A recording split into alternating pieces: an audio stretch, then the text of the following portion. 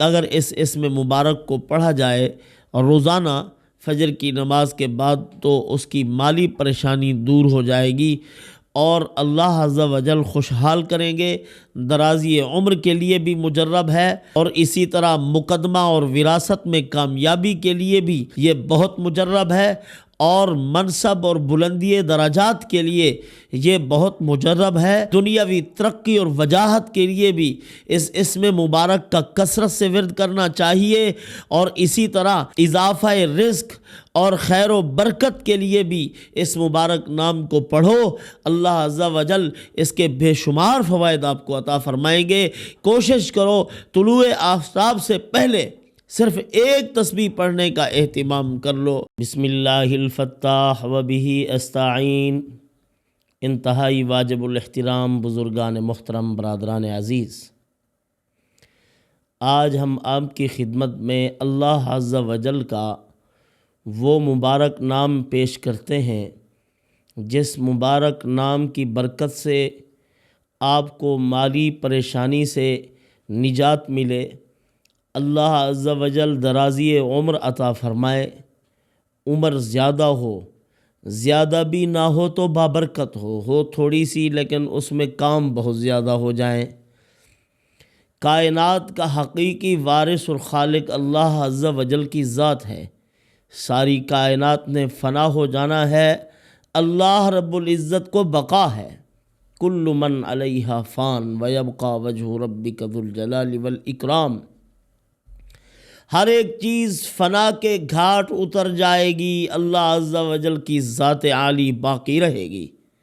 اسی طرح اگر اس اسم مبارک کے ساتھ آپ نے تعلق مضبوط کیا، اللہ کے نام کا کثرت سے ذکر کیا، ایک تو مال و منال عطا ہوگا، اور مال و منال کے عطا ہونے کے ساتھ ساتھ پروردگار عالم آپ کے مال کی بھی حفاظت کریں گے، چوری چکاری سے محفوظ رہے گا۔ اللہ عز و جل ہر طرح سے اپنے بندے کی حفاظت کرتے ہیں۔ اسی طرح اگر کوئی آدمی اس مبارک نام کو طلوع آفتاب سے پہلے پڑھتا ہے، یا وارثو یا وارثو، ہر رنج و غم اور سختی اور مصیبت سے محفوظ رہے گا۔ طلوع آفتاب سے پہلے یا طلوع آفتاب کے وقت اشراق کے ٹائم تک پڑھ لینا چاہیے۔ ایک تو یہ فائدہ ہوگا کہ اس سے رنج اور غم، سختی اور تکلیف دور کر دی جائے گی، اور دوسرا فائدہ علماء نے اس کا یہ لکھا ہے کہ مومن آدمی کی پوری سرمایہ کاری بھی اسی وصف کے گرد گھومتی رہتی ہے کہ آدمی کا خاتمہ بالخیر ہو جائے۔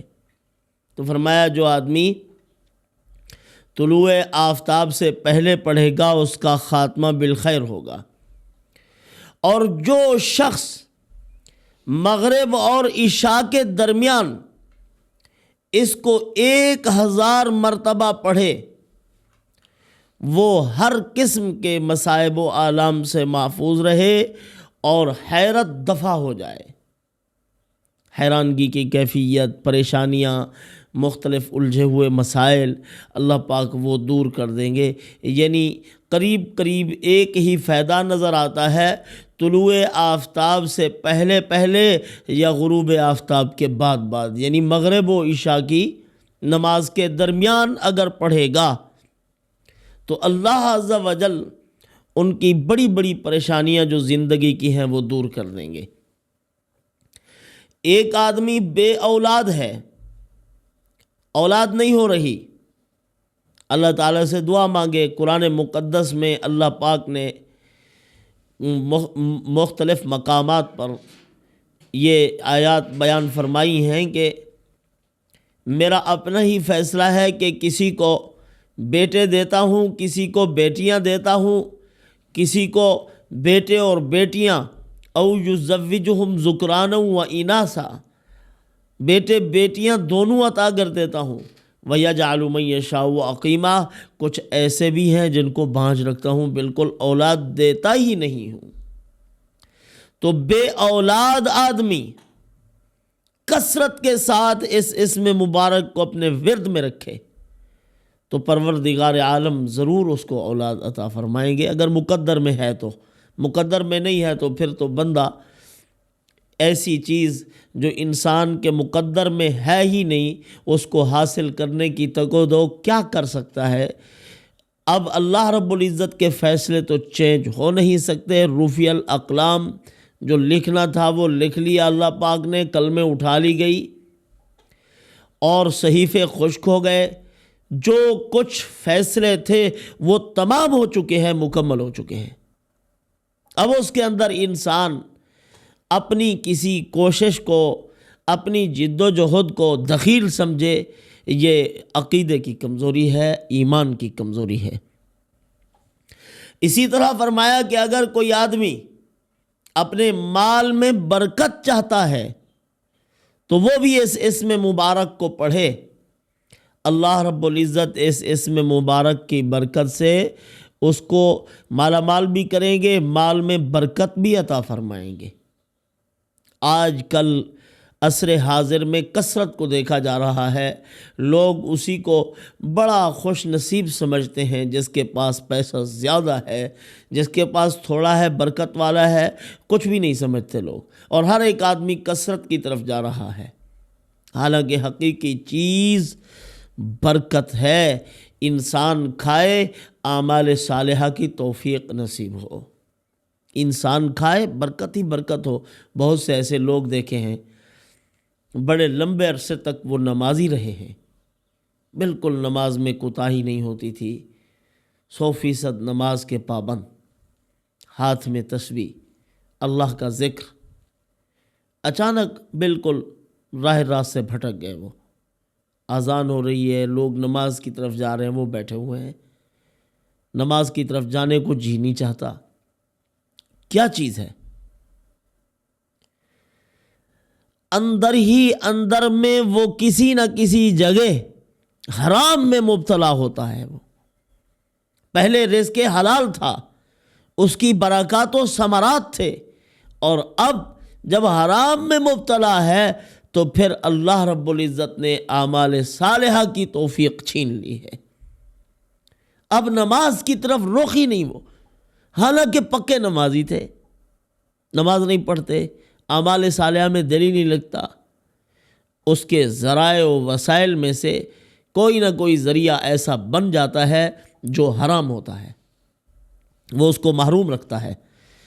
تو بہرحال یہ اسم مبارک پڑھتے رہو، اللہ عز و جل اسی مبارک نام کی برکت سے مال میں خیر و برکت پیدا کر دیں گے، اور خیر و برکت کا نتیجہ یہ نکلے گا جب یہی خیر و برکت والا مال اپنے اہل و یال پر خرچ ہوگا، بیوی بچوں پر خرچ ہوگا، اپنے خاندان پر خرچ ہوگا، تو اسی مال کی برکت سے بڑی محبتیں پیدا ہو جائیں گی، الفتیں پیدا ہو جائیں گی، خاندان باہمی جڑیں گے۔ یہ جو اختلافات و انتشار پیدا ہوتے ہیں یہ نہیں ہوں گے وہاں، اور اعمال صالحہ کی توفیق ملے گی۔ تو اسی طرح اگر کوئی آدمی درازی عمر کا خواہاں ہے کہ میری عمر لمبی ہو جائے، تو اس کے بارے میں بھی بزرگوں نے لکھا ہے، رات کو سوتے وقت ایک تسبیح پڑھ لے، اللہ تعالیٰ عمر دراز کر دیں گے۔ اور ایک اور عمل بھی لکھا ہے کہ 41 جمعرات تک وہ عمل کرنا ہے، روزانہ پڑھتا رہے اس کو 313 مرتبہ 41 جمعرات تک، ہر جمعرات کو پڑھے تو اللہ رب العزت اس کی عمر دراز کریں گے، دادا نانا ہو کے دنیا سے رخصت ہوگا۔ تو درازی عمر کے لیے بھی، اور ایک فائدہ یہ بھی لکھا ہے کہ آدمی اگر رات کے وقت سوتے ہوئے اس اسم مبارک کی ایک تسبیح پڑھ لیتا ہے، اس کے اہل و عیال اور اس کا مال محفوظ رہتا ہے، ہر قسم کی چوری سے، ہر قسم کے نقصان سے وہ محفوظ رہے گا، اور اس کے اہل و عیال بھی محفوظ رہیں گے۔ اور جس طرح چوروں سے یہ مال محفوظ رہے گا، ہر بری خصلت رکھنے والے آدمی کی نظر بد سے بھی محفوظ رہیں گے، اللہ تعالیٰ بچائیں گے۔ اسی طرح فرمایا کہ اگر کسی بچی کا رشتہ نہ ہو رہا ہو یا بچے کا، تو یا وارثو یا رشید، یہ دونوں اسماء مبارکہ اکٹھے ملا کے پڑھ لے، اول آخر درود شریف پڑھے، 21 مرتبہ درود پڑھ کے پھر یہ اسم مبارک پڑھے، تو اللہ رب العزت اسی مبارک نام کی برکت سے جلد ان کے رشتوں کے اسباب پیدا کریں گے۔ بعض بزرگوں نے اس کے فضائل میں سے ایک فضیلت یہ بھی لکھی ہے کہ آدمی اگر اس اسم مبارک کو کثرت سے پڑھتا ہے، اللہ پاک روز بروز اس کی پذیرائی میں اضافہ کرتے ہیں، یعنی ترقی نصیب ہوتی ہے، ترقی نصیب ہوتی ہے۔ حقیقی وارث اس کائنات کے اللہ عز و جل ہیں، تو بندہ جب اللہ رب العزت کے اس نام مبارک کو کثرت سے پڑھتا ہے تو پروردگار عالم دنیا کے ملک و ملک میں اس کا حصہ ڈال دیتے ہیں، بادشاہتیں عطا کرتے ہیں، سرداریاں سربراہیاں اللہ پاک عطا فرماتے ہیں، لیکن یہ سرداریاں سربراہیاں ہمارے اعمال سے محسوس نہ ہو کہ ہم خود خواہش مند ہیں کہ یہ چیزیں ہمیں ملیں، نہیں، بلکہ اس سے بچنا چاہیے۔ جب ہم سربراہی کرتے ہیں تو بہت سے لوگوں کے حقوق ہمارے ساتھ مل جاتے ہیں، اب ان کے حقوق کا خیال کرنا پڑتا ہے، تو بندہ کئی مقامات پر فیصلے کرتا ہے ایسے کہ کسی کے حق میں کمی کرنی پڑ جاتی ہے، اور دن قیامت کے سب سے زیادہ نقصان میں ظالم ہوگا جس نے غلط فیصلے کیے ہیں۔ اسی لیے اللہ رب العزت نے اس منصب جلیلہ پر جن بندوں کو فائز فرمایا، انہوں نے انصاف کیا، یعنی جج بنایا ہے، ان کو عادل بنایا ہے، منصف حاکم بنایا ہے، وہ جب صحیح فیصلہ کرتے ہیں تو اللہ پاک فرماتے ہیں میں اپنے نیک بندوں کو اپنے عرش کا سایہ عطا کروں گا، اور جب کوئی اس منصب جلیلہ پر بیٹھ کر ظلم کرتا ہے وہ بھی سب سے زیادہ نقصان میں رہے گا۔ تو حقیقی وارث اس کائنات کے اللہ عز و جل ہیں، تو جب بندہ اللہ کا نام یہ کثرت کے ساتھ پڑھتا ہے تو اللہ پاک اس کو سرداری، دنیاوی عزت، جاہ و حشمت عطا فرما دیتے ہیں۔ ہمیں اپنی آخرت کی سرداری کے لیے پڑھنا چاہیے۔ حامل القرآن شرفاء اہل الجنہ، جو قرآن کے حامل ہیں، قرآن کو کثرت سے پڑھتے ہیں، قرآن کی تلاوت کرتے ہیں، قرآن مقدس کے ساتھ جڑے ہوئے ہیں، فرمایا یہ لوگ دن قیامت کے حامل القرآن شرفاء اہل الجنہ، یہ جنت کے چودھری ہوں گے، اللہ ان کو سرداری عطا کریں گے۔ تو یہ سرداریاں ہونی چاہیے۔ تو بہرحال اللہ رب العزت نے دنیا میں انسان کو بہت سی چیزوں کا عارضی مالک بنا رکھا ہے، کسی کو زمین عطا فرمائی، کسی کو کارخانہ عطا فرمایا، کسی کو عہدہ و منصب عطا فرمایا، کسی کے ہاتھ اللہ نے سبز کر دیے ہیں پیسے کے ساتھ، اس کو مالا مال کیا ہے۔ اب کوئی ایسا وقت آ جاتا ہے، یہ دنیا سے رخصت ہوتا ہے، اللہ پاک اس کے مال میں بہت سے ورثاء کو شامل کرتے ہیں۔ جب یہ دنیا سے رخصت ہو، کوئی ایسی وصیت لکھ کر جائے، کسی کو کہہ کر جائے جب میں دنیا سے چلا جاؤں تو بہت جلد میری جائیداد میرے وارثین میں تقسیم کر دی جائے، ورثاء میں تقسیم کی جائے۔ یہ سب سے پہلا حکم ہے۔ انسان جب دنیا سے رخصت ہوتا ہے اس کے ترکے میں ورثاء کا حق شامل ہو جاتا ہے، جتنے وارث ہیں سب کے سب کا۔ اب یہی مرحلہ ہے کہ وراثت میں مال تقسیم کیا جائے، اس کی تجہیز و تکفین کے فوراً بعد وراثت تقسیم کی جائے، لیکن اس کے دنیا سے رخصت ہوتے ہی اس کے مال میں تصرف جائز نہیں ہے۔ اب بابا، اب پہلے صرف ابا کا تھا، اب سب کا حق ہے اس میں، اس کے مال میں تصرف کرنا، اس میں سے کوئی چیز اپنی مرضی سے اٹھانی ناجائز اور حرام ہے۔ اسی لیے اگر مرنے والے کا کسی نے قرض دینا ہے، اب وہ تو دنیا سے چلا گیا ہے، اب اسی قرض میں چونکہ اس کی ملکیت تھا، جتنے وارث ہیں اسی قرض میں حصے دار ہو گئے ہیں۔ وہ قرض کا پیسہ جو ہے وہ انہی کی ملکیت ہے۔ اس کے یتیم بچے ہیں، اگر یتیم بچے چھوڑ کر جا رہا ہے، نابالغ تھے بچے تو باپ فوت ہو گیا، بیوہ کا حق، یتیم بچوں کا حق، تو اب اگر وہ قرض واپس نہیں کرتا تو یوں سمجھیے کہ بیوہ اور یتیموں کا حق کھاتا ہے۔ تو اللہ رب العزت نے قرآن مقدس میں فرمایا ہے، یہ یتیموں اور غریبوں کا حق کھانے والا یوں سمجھو کہ یہ آگ کو اپنے پیٹ میں ڈال رہا ہے، آگ کھا رہا ہے جہنم کی۔ لوگ تو اس کو سیریس ہی نہیں لیتے۔ تو بہرحال اس کے دنیا سے رخصت ہو جانے کے بعد مال کو تقسیم کیا جائے۔ لوگ کہتے ہیں کہ ابھی تو ہمارے ابا کا کفن بھی میلا نہیں ہوا، ہم ابھی سے جائیداد تقسیم کریں۔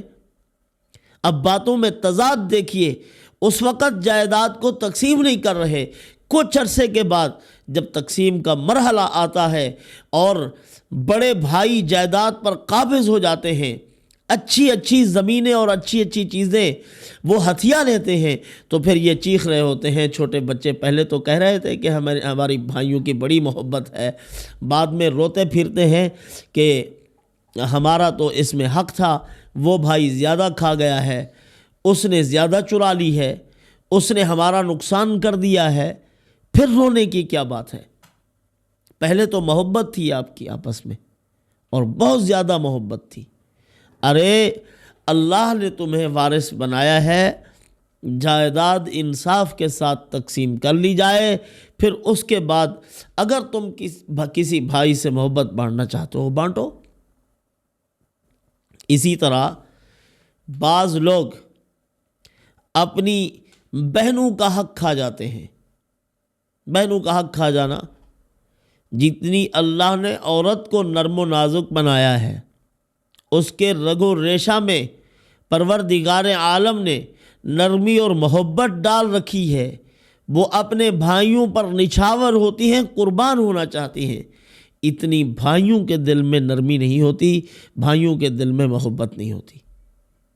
ارے تم تو طاقتور ہو، کھانے کمانے والے ہو، تم اپنی بہنوں کے حقوق ادا کرو، اپنی بہنوں کو دو، ایثار کرو، بجائے اس کے کہ بہنوں کو دیں، بہنوں کا حق بھی کھا جاتے ہیں۔ یہ بہنوں کی کسی وقت میں خاموشی، یہ ان کی رضا کی علامت نہیں ہے کہ تم ہماری زمین کھا جاؤ۔ بیچاری حیا والی ہوتی ہیں، شرم و حیا کی وجہ سے خاموش ہو جاتی ہیں۔ افسوس ہے کہ جو بھائی ہیں وہ ان کی خاموشی کی وجہ سے ان کی زمین کھا گئے، ان کی چیزیں لے گئے، اور آئے بہنوں کے سامنے روئے کہ ہمیں دے دو۔ وہ بیچاری نرم ہوتی ہیں، محبت کرتی ہیں اپنے بھائیوں سے، وہ وقتی طور پر دے دیتی ہیں۔ تو اگر کسی کی بہن انتہائی غریب ہے بیچاری، تو احساس کرنا چاہیے، احساس کرنا چاہیے کہ ہماری بہن بیچاری غریب ہے۔ اسی وقت تو جذبہ محبت میں اس نے جائیداد ہمیں دے دی، ہمیں واپس کرنی چاہیے، وہ اس کو واپس کرو۔ اگر بدحال ہیں بیچاری، ان کو مزید دو، کچھ نہ کچھ ان کو دو کہ ان کا حق ہے، تو کھا جاتے ہیں ہم۔ تو اس طرح کسی بیچارے کمزور آدمی کا حق کھا جانا یا اپنے بہن بھائیوں کے حقوق کھا جانا، دن قیامت کے اس کا حساب ہوگا، اور وہ بیچارے مظلوم ہیں۔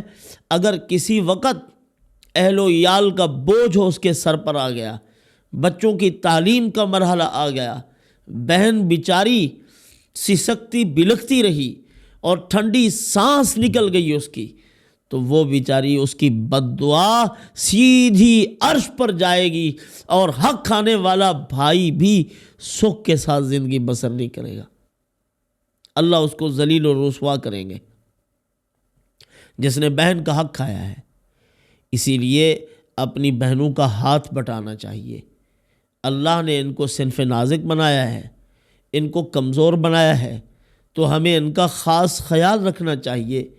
گھر جانا چاہیے بہنوں کے، ان کے معاملات معلوم کرنے چاہیے کہ بیچاری کسی پریشانی میں مبتلا تو نہیں ہے، اگر ہیں تو ان کو خرچ دو، اگر نہیں ہے تب بھی دینا چاہیے۔